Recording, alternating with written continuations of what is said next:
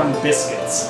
I found working with some of these ancient grains that you really start to detect some of the flavor at about 50+% on the flour. Now, if we go much beyond the 50, it really starts to affect the integrity of the product, where you start to sacrifice a little bit of the volume, the lift, what we sort of expect to see under a product. So I always bring it right above the 50 percentile. So I'm working with 51%, so I could call it an Einkorn Biscuit. And I really think that the flavor really lends itself well, and it's still an affordable project to sort of work with. So I'm starting with my dry ingredients. I've got my white King Arthur all-purpose flour. I've got my einkorn flour. I've got my salt, my sugar, and my baking powder. And I'm just going to quickly incorporate these. I'm going to work with cold cubed butter. I'm going to put that in here. And then you don't have to do this, but it's just a little easier. There's a little TV magic here. I'm going to put on some gloves. That way I don't have to wash my hands in between. And I'm just going to rub the butter into the flour, making sure to not overwork it so that I can still retain some chunks of butter and get nice layers in the biscuits. And the motion that you want to do is use a compression and a push so that you get these nice flakes. And as you do that, you just make sure you rub your flour into it. This will help coat some of those gluten-forming proteins, and it will make your biscuits nice and tender.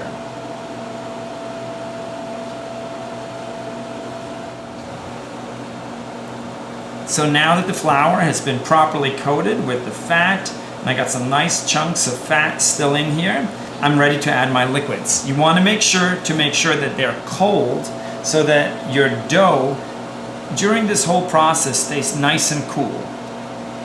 Now, this is a little trick. When you're doing this, make sure that you don't knead, that you're just cutting the dough, the batter, whatever you want to call it. So scoop from the outside and cut in. And you want to do this till you detect a lack of liquid forming on the bottom. As soon as you see that, you want to stop this mixing process.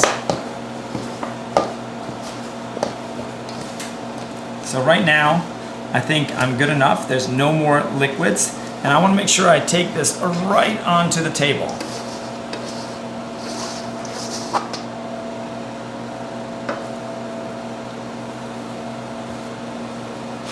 Next thing we're going to do is we're going to take some flour and we're going to sprinkle it over the top as well as on the bottom. And now this is really important to understand, is that we compress the dough, that we don't knead it. So you're going to compress it forward, you're going to pick it up, you're going to fold it backwards, and then you're going to compress it in the opposite direction, go side to side, create another fold, and then we're going to go front to back again. If it feels slightly tacky, just take a little bit of flour so the dough does not stick to the table or your hands. You want to do this about 5 to 7 times.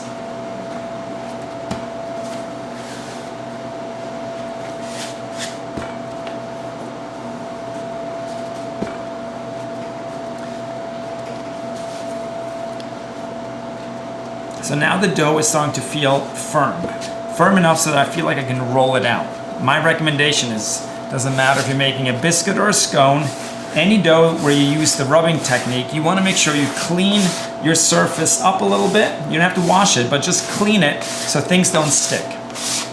Then we put some fresh flour down, lay your dough down. Then I can take my gloves off since things won't stick anymore.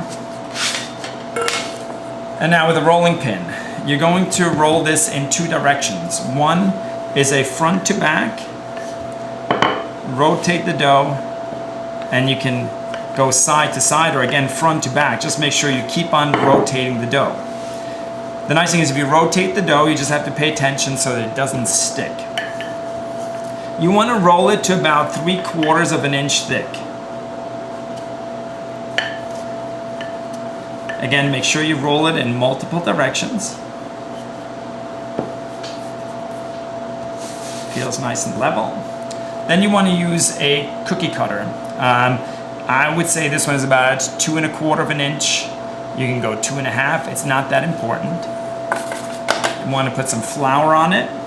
And when you make the cut, you want to compress it and then lift it straight up. Even if it doesn't pick up, it's okay. What you don't want to do is rotate the cutter around in a circle as you make the incision. And then we place them onto a parchment-lined sheet pan.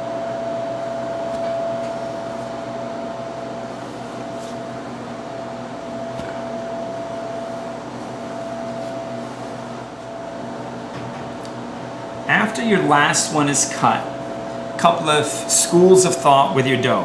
One would be to fold it and re-roll it, but I like to actually cut it because it will make a different product, but it will be much more tender. So just put it together, use a knife,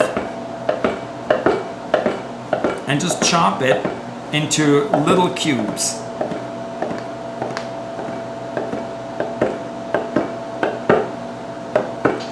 And then what you can do is with these cuttings, you can just piece them together into a circle like this and place them again onto your parchment lined sheet pans.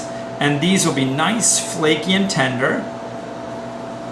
I find them to be much more appealing texturally than it would be to having to roll the dough one more time. To finish these, what I like to do is brush them with an egg wash, which consists of 2 whole eggs, 1 egg yolk, a pinch of salt, and then you want to whisk it till it's nice and frothy. That egg wash you can keep for at least 24 hours in the fridge. Gives you a beautiful shine. And what I want to do with these is make them a savory biscuit. So I'm going to use a little bit of Gruyere cheese on top of them, and then grind up some fresh pepper and sprinkle them with a slight touch of Maldon salt.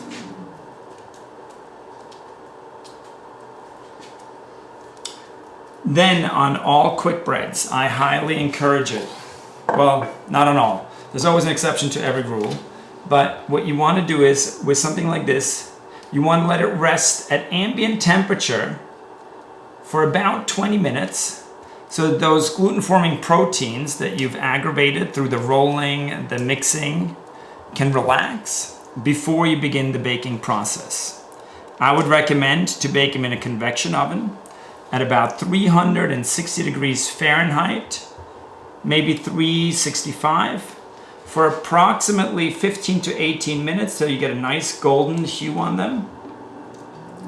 And then you're ready to either consume them warm or cool, whatever you desire. These make great little sandwiches, by the way, too.